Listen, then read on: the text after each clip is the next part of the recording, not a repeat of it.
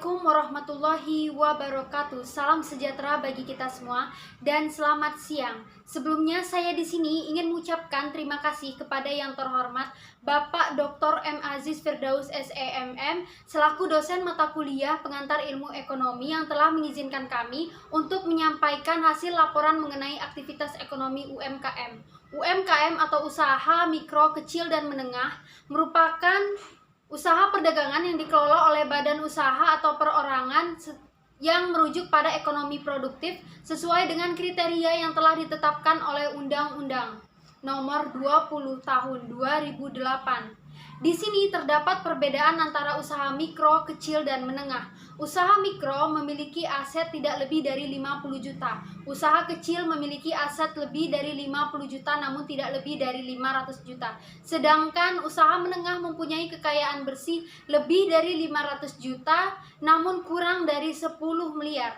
Kemudian kita dapat lihat melalui fasilitas yang dimiliki para pelaku usaha ekonomi mikro dan kecil mempunyai fasilitas yang minim untuk melakukan penjualan, sedangkan pelaku usaha menengah mempunyai fasilitas yang jauh lebih lengkap. Terakhir kita dapat lihat melalui jumlah tenaga kerja yang dimiliki, di mana pelaku usaha mikro dan kecil mempunyai karyawan yang terbilang dapat dihitung, artinya jumlah karyawan yang tidak begitu besar. Sedangkan pelaku usaha menengah mempunyai tenaga kerja sekitar 20-99 orang. Adapun peran dari UMKM sendiri, yang pertama sebagai sarana perluasan kesempatan kerja dan penyediaan penyerapan tenaga kerja. Yang kedua sebagai pembentukan produk domestik bruto. Yang ketiga sebagai pengaman jaring bagi masyarakat berpendapatan rendah untuk melakukan ekonomi produktif, sehingga UMKM memberikan kontribusi terhadap perekonomian Indonesia dalam sarana pemerataan tingkat ekonomi rakyat kecil dan pemberantasan kemiskinan serta memberikan devisa negara. UMKM sendiri mengalami perkembangan yang cukup pesat. Menurut Badan Pusat Statistik, UMKM usaha mikro kecil menengah memiliki jumlah sekitar 64 juta.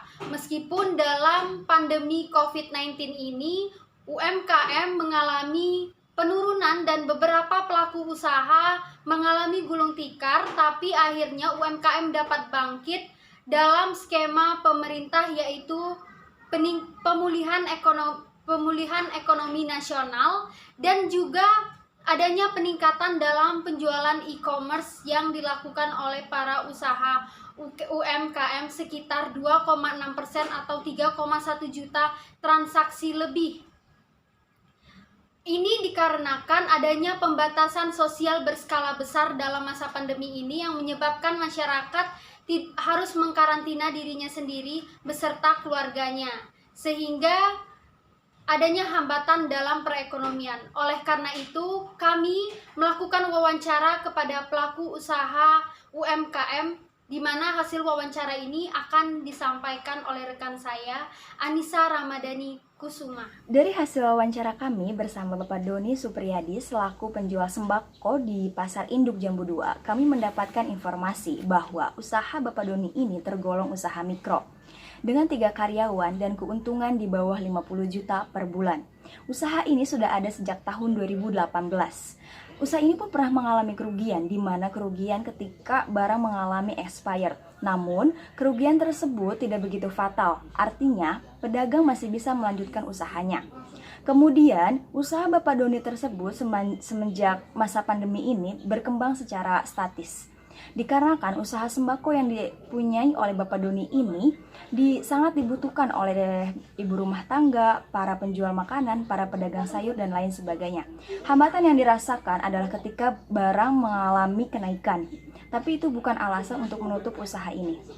Selanjutnya, bisa kami tarik kesimpulan bahwa usaha UMKM ini memiliki keunggulan. Yang pertama, inovasi mengembangkan teknologi produk.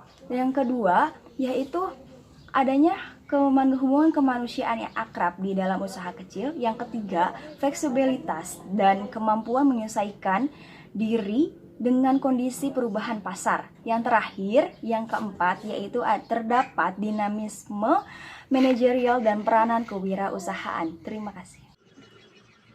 Faktor-faktor perkembangan UMKM di Indonesia.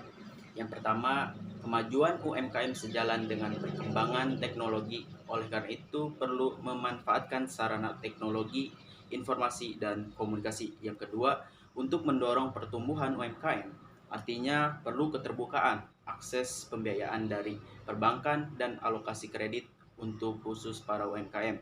Yang ketiga, kemudian dengan penurunan tarif PPh dapat berdampak baik bagi para pemilik usaha UMKM untuk mempermudah pebisnis menjalankan kewajiban perpajakan pada negara. Sebagai pelaku usaha UMKM, perlu adanya strategi perkembangan. Yang pertama, menentukan harga sesuai dengan kualitas yang maksimal. Kedua, menentukan jenis produk yang tepat beserta kreatif, inovatif, dan bermanfaat bagi pengguna.